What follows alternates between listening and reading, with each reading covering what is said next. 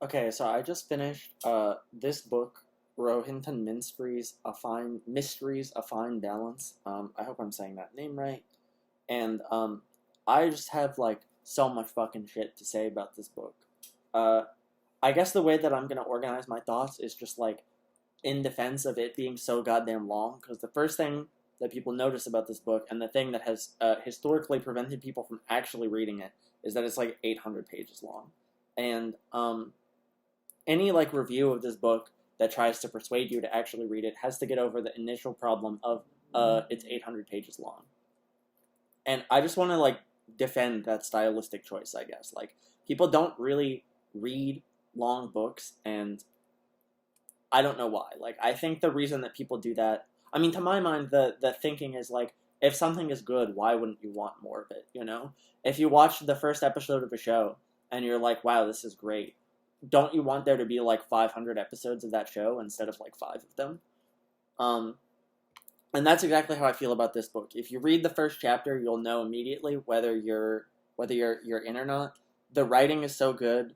The just all the stuff that can be good about a book is good. Um, I'm gonna spoil some of it, so if you're already persuaded, I guess just click away from this video and go actually read the book. It's on Audible too for people who don't like actual physical books. But okay, so the book takes place during something in India called the Emergency, which I had not heard about.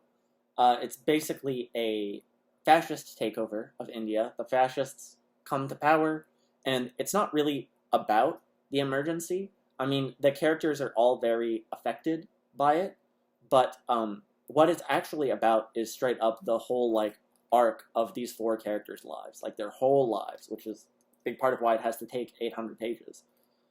Um, there's four characters who have like interlocking stuff. It's very like a role playing game in the way that there's these four characters and they just keep popping into each other's lives in one way or another. The actual plot is that as a part of the emergency, housing becomes extremely scarce, and these characters are just forced together by those conditions, and they sort of form like a kind of a found family for that reason. And then circumstance pries them apart just as randomly as it pulled them together. Uh, okay, so what makes this book so good? I think what makes it good is that it actually like achieves the promise of explaining someone's whole life. And if you're a stupid American like me, it's going to be a life that is completely unfamiliar to you. So the four characters are Dina, who is a like downwardly mobile middle class woman who wants to like assert her independence in the face of a patriarchal culture and an economy that is just crushing everybody. Manek, who is similarly well off but downwardly mobile and is a student. He's young. He's like studying refrigeration or something. And then the other two characters are Om Prakesh and Ishvar, who are both extremely poor tailors. Like they make clothes. They make clothes with like sewing machines. So their job is actually kind of getting disrupted by like factory tailoring. Lots of stuff about the way that technology like affects people's lives. And anyway, so this book kind of avoids doing some of the like traditional long book bullshit, like having a 3-page description of a stream or something. Like the book mostly takes place in an apartment, and I still don't know what that apartment looks like. I know that it has worms in the shower because that's important at some point, and I know that the tailors eventually end up living on the veranda. But it doesn't like describe things in a lot of detail. Okay, so what is the page length about? It is about giving a full explanation, a full accounting for each character, and there's four of them, so it takes about 200 pages per character. And when someone does something, you don't have to be told why. Like you already understand these characters in such a way that their behavior completely makes sense. And I feel like this actually allows some of the characters to be pretty standard, like not that unusual, because they're described in such detail. So like Dina Dalal runs a sweatshop. It's never called a sweatshop, but I mean, she's underpaying some people who work in her house, so it's a sweatshop. Um, and she's a bitch. Like in a shorter book, it would just be like, oh, she's a bitch, so she acts like a bitch, and sometimes she slightly acts against character, and that would basically be Dina's character if this in a smaller version of this book, and that's not inaccurate. I mean, Dina is a bitch, and she does occasionally act against that type. But we, because we get like the full story of her life, we understand why she is that way in a much like deeper way. Like we start in her childhood where her father dies and her mother sort of kind of blames her for that death, which is just such a terrible thing to have happen. Her brother starts taking care of her, filling in for the role of her father, and is basically just a tyrant and tries to force her to fit this like patriarchal norm of what a girl is supposed to be like. She eventually gets married to a guy who agrees that she should be more independent, so she has a sort of ally in this, in her sort of quest to be, not under the thumb of patriarchy. And then that guy just gets fucking hit by a bus. So now she's a widow, and she's like trying to figure out. Sorry, I'm totally spoiling a lot of the book, but I promise you, knowing what happens will not reduce your enjoyment of the book. She ends up widowed, and basically in a situation where if she wants to maintain her independence, she kind of has to exploit people, which is what the sweatshop ends up becoming about. And of course, she has a lot of like cognitive dissonance about that situation. God, I just have so fucking much to say about this book. I might end up making a longer video about it later, but for now, I just want to sort of like, I don't know, defend its existence as an 800-page book. The other characters are quite different from Dina. Manek is a young student, so he's a little bit idealistic. He's from the north of the country. He's like foothills of the Himalayas, and he really resents having to come to school. The two tailors are really poor and still downwardly mobile. Everyone in this book is downwardly mobile. Like the emergency was not a fun time for anyone, and even the poorest characters in the book are steadily getting poorer. They're at the level, the economic strata that is right above beggar. Like they're so close to joining the class of the lumpen proletariat, and they're holding on for dear life. And the characters are forced together. They start to like each other, and then they're sort of pried apart. And I have to talk about pretentious literature ideas, because when Tolstoy wrote War and Peace, he said War and Peace is not so much a novel as it is a history. Like he's telling a history. And I have always thought, like, okay, man, whatever, like, fuck off, dude. But I think I kind of get it, having read this book. Like, it doesn't really feel like a novel in the same way that other novels do. There isn't exactly a discernible arc, which is exactly why I feel comfortable telling you the plot. Like, when the exciting things happen, because the book is trying to imitate real life, when exciting things happen, they don't happen as the result of a, like, culmination of some grand arc or something, or as some sort of, like, moral lesson. No, excitement just completely blindsides these characters. Like, things just fucking happen to them, and there's not any sort of, like, broader meaning to the thing that happened. They just fucking happen. And after the fact, people can try to sort of piece together what this is about. But the book doesn't think those things are about anything. It's just a series of events that people try to piece together into some sort of meaning. And yeah, that's why the book is great. There's lots of, like, moments where, as a reader, you can feel, because you know the full backstory of these characters, you fully understand the reasons for the decisions they make, even when those decisions are, like, goofy and stupid. Okay, that's it. That's the book. I'm about to spoil the shit out of one of its core metaphors that I just need to talk about. So if you want to read it, I would suggest you go read it. Okay. that's been the requisite 5 seconds of waiting for those people to go away. I want to talk about the quilt. Okay, so the story is centered on a sweatshop, right? And Dina starts making a quilt out of all of the like extra scrap material that they have. And some of the extra cloth is, you know, low quality, some of it is high quality, whatever. And so she's making this quilt, and the quilt takes on a sort of metaphorical meaning, not just for us as readers. I mean, it takes on a metaphorical meaning for us as readers almost right away, but it actually is a metaphor that the characters themselves understand and talk about.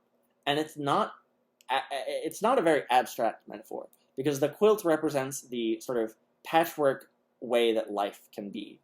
And the way that this metaphor makes sense to the characters in character, and that everybody understands it, is that they can connect, like, because they remember what they were making, what type of material they were using. So when they see one of the like squares on this quilt, they can remember, oh, we were making that, and that was when this happened, and that was when this happened. So it neatly like has like chapters of their lives lined up.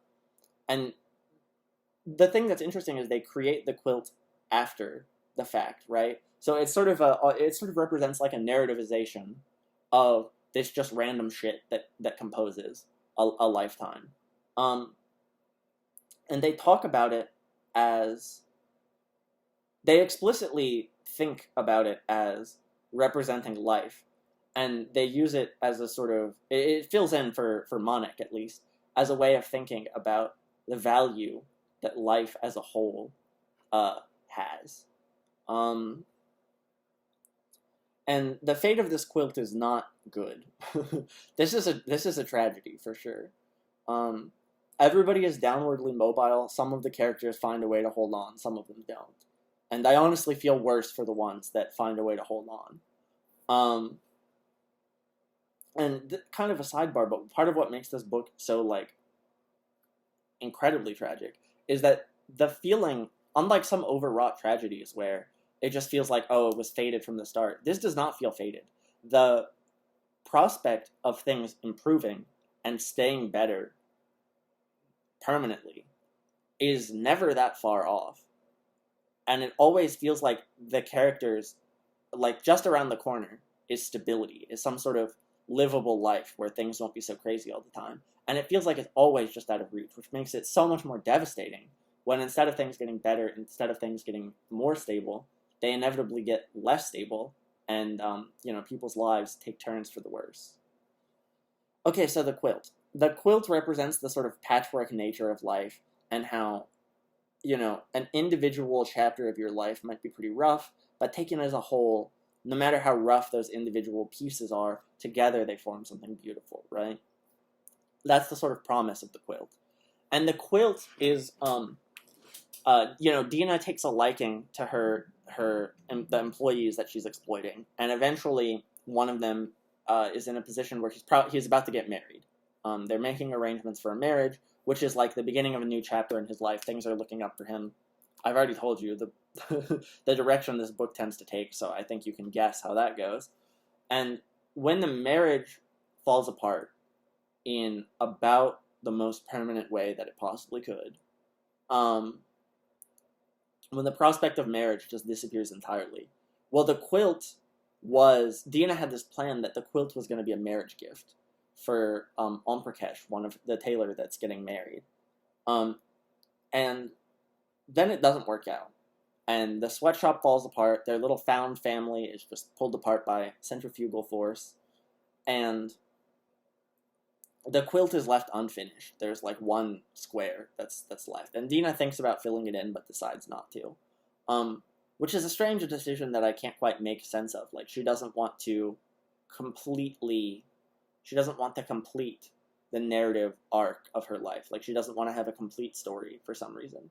And at first that seems like kind of a tragic thing, but I actually think that it's a little bit optimistic, because it's like, you narrativize your life, but there's always space for a little bit more. Because how horrible would it be for your life to have an actual narrative arc that ends, and then you just keep going, and you're like, well, the story's over, but I'm still here. So anyway, the quilt can't be a marriage gift, because that guy isn't getting married. And things get way worse for the Taylors after a while, and they actually eventually do end up with the quilt. Okay, actually, before that, Dina ends up using it, like, personally for a little while. And she can sort of, even in the dark, she can run her hands over the quilt and feel the different fabrics and remember different chapters of her life. And she sort of starts reciting to herself what happened to her. And it occurs to her that this is kind of an uncouth habit. Like, it makes her seem a little bit insane. And she eventually gets rid of it. She gives it to the Taylors. Ishvar, the older Taylor, eventually loses his legs. They have to be amputated. And so they construct a little, like, cart for him. And the quilt just gets folded up and used as, like, the cushion in that cart so that he can, like, sit on something that's softer than a bit of wood. Which is so fucking depressing. Like, I mean, the metaphor is deep enough that you can sort of, work out what it means, but you can work out what it means for yourself. Like, it's so multifaceted. There's, like, different things that can be, threads that can be pulled out of it. But I think the broadest, like, interpretation is that this story that we produce of our life, this narrative that we're producing after the fact of this jumbled chaos, this narrative that was never a part of what happened to us to begin with, but is something that we construct ourselves, that narrative doesn't become this, like, completive trophy. It is like a consolation prize in old age. It is like a tool that you use to make yourself just a little bit more comfortable as you, decay and presumably eventually die. So that's pretty bleak. And that's the core symbol of this book. One thing I would say is that it's a really sad book, so don't read it if you're not ready to read something really sad. And it's not constantly depressing. Like, when I read it, even though the broad sweep of things, I mean, it genuinely is just like the quilt, where parts of it are really depressing, but taken as a whole, it sort of forms something that is a little bit more optimistic, even though the ending is like that.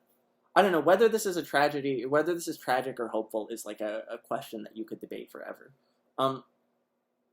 Anyway, I never know how to end these things, but that is my, I guess, review of Rohinton Mistry's A Fine Balance. Really good book, and I think that it did genuinely need to be that long. In fact, I wouldn't have minded 200 more pages. A 1,000-page version of this book, that would have been great.